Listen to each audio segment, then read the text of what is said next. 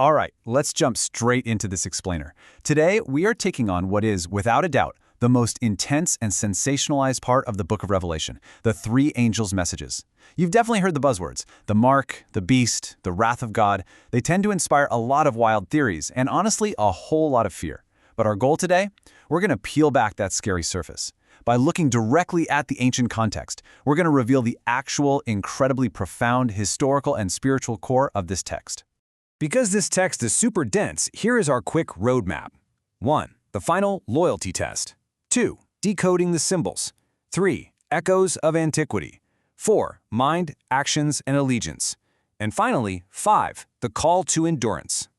Starting us off with Section 1, the final loyalty test, and its dramatic shift in tone. So it's really interesting to see how the vibe completely shifts here. The first angel was basically a callback to authentic worship and covenant loyalty to the Creator. Then the second angel exposes Babylon, which symbolizes spiritual deception and the corrupt systems of false worship. It essentially tells us why we needed that first message to begin with, because the world has become spiritually intoxicated. But then we hit the third angel. After humanity gets the warning and after the deception is totally exposed, the third angel brings down the ultimate loyalty test. It asks the final, unavoidable question, who or what will humanity ultimately worship when the pressure really cranks up? Let's ground this in the actual text. Revelation 14, verses 9 through 12 says, "If any man worship the beast and his image, and receive his mark in his forehead or in his hand, the same shall drink of the wine of the wrath of God. Here is the patience of the saints."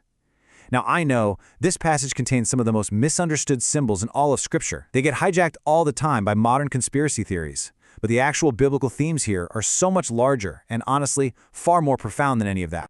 Which brings us to Section 2, decoding the symbols and moving past the sensationalism. Okay, so what's wild here is that if you strip away the Hollywood horror imagery, these concepts were actually surprisingly straightforward to an ancient reader. Biblically speaking, the beast is not some literal monster creeping out of the ocean. Coming directly from the book of Daniel, beasts represent political, religious powers and worldly systems that organize in direct opposition to God. Why call it a beast? Well, from heaven's perspective, human empires driven by domination, pride, violence, and self-exaltation act exactly like beasts. They devour, they oppress, and they demand absolute, unquestioning submission. And then there's that terrifying phrase, the wine of the wrath of God. The severe language here of unmixed wine isn't depicting a deity throwing some sort of out-of-control temper tantrum. You know, in the ancient world, wine was almost always diluted with water for everyday drinking. So wine without mixture was this super potent, instantly recognizable symbol for undiluted justice. It represents God's righteous, full-strength response against persistent evil, corruption, oppression, and rebellion. Let's dig deeper into that ancient mindset in Section 3, Echoes of Antiquity, and what ancient readers immediately understood. To really get the core of this explainer, we kind of have to step into the sandals of the first-century Christians who were reading this text. They heard these Old Testament and imperial echoes right away. For believers living under the thumb of the Roman Empire, the beast was not some abstract fantasy. Rome demanded absolute loyalty and reverence to the emperor. They required you to participate in imperial worship, enforcing this incredibly strict social conformity. And if you refused, you faced social exclusion, massive economic hardship, prison, or literally death.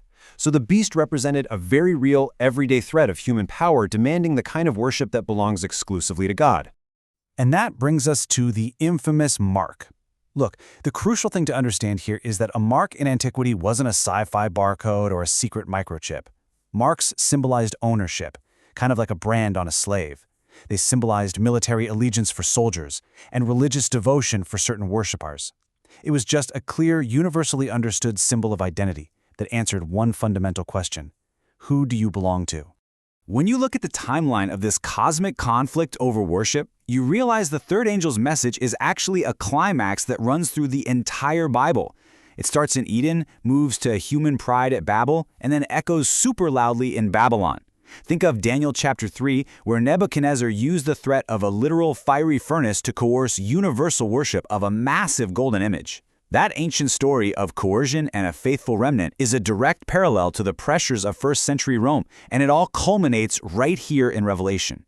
The core issue is always exactly the same. Will people obey God when worldly systems demand compromised worship? Which leads us to Section 4, Mind, Actions, and Allegiance, featuring a massive Old Testament covenant twist.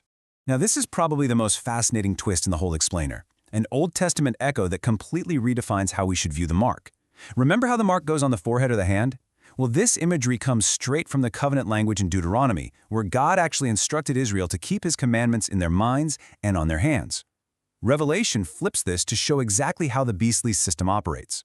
The forehead symbolizes the mind, that's inward conviction, genuine belief, and internal loyalty.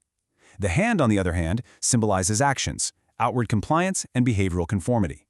It brilliantly illustrates that some people will genuinely embrace the corrupt system in their minds, while others might just go along with it in their actions purely out of convenience, fear, or just trying to survive economically. So what does all this mean?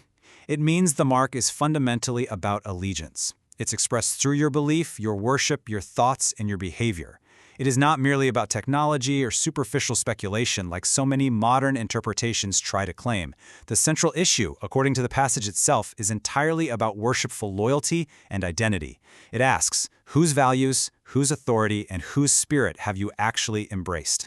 Bringing us to our final point in Section 5, the call to endurance, character formation, and the saints. As we peel back this final layer, the tone actually de-escalates from all that terrifying imagery of the beast to a surprisingly profound, character-centered reality. So many readers look at this and ask, what is the mark? But Revelation is actually asking, what kind of person are you becoming? The deeper biblical principle at play here is that we gradually become shaped by whatever we worship. That is a massive, massive concept. If you worship power, greed, nationalism, or corruption, you slowly start to reflect those things. But if you worship God, you are transformed into his character. The third angel is warning us about our internal spiritual formation just as much as it's warning us about external allegiances. That is exactly why this passage doesn't end with terror, but with this truly beautiful description of the faithful. It says, "Here is the patience of the saints." In the original Greek, this concept of patience means hardcore endurance, perseverance, and steadfast constancy. These are the people who remarkably remain faithful to Jesus, trusting him completely, even when the compromise, the deception, and the intense coercion would make it so much easier to just throw their hands up, give in, and conform to the beastly system. The text explicitly links the commandments of God together with the faith of Jesus, and this brilliantly illustrates how faith and obedience are glued together in Scripture. Modern folks often try to separate these two, but biblically, they absolutely go hand in hand. Step 1, genuine faith and trust in Jesus produces deep internal loyalty. Step 2, that internal loyalty naturally produces visible obedience. True allegiance to Christ internally is always going to affect how you live outwardly. The faithful don't just say they believe, their loyalty becomes completely visible through their deliberate everyday actions. Let's pull all this together. The three angels' messages? They aren't just random, spooky warnings. They form one unified, connected final appeal to humanity. It goes like this: worship the Creator, reject the spiritual deception of Babylon, refuse the compromised allegiance demanded by beastly systems, remain faithful to Jesus, and endure through truth, faith, and obedience. History is moving toward a final resolution between God's kingdom and human rebellion, and this right here is heaven's ultimate invitation. And that brings us to the end of our explainer today. The timeless relevance of this ancient text leaves every single generation, including ours, facing the exact same, deeply personal reality. The most important question is not whether you can perfectly decode every single prophetic symbol.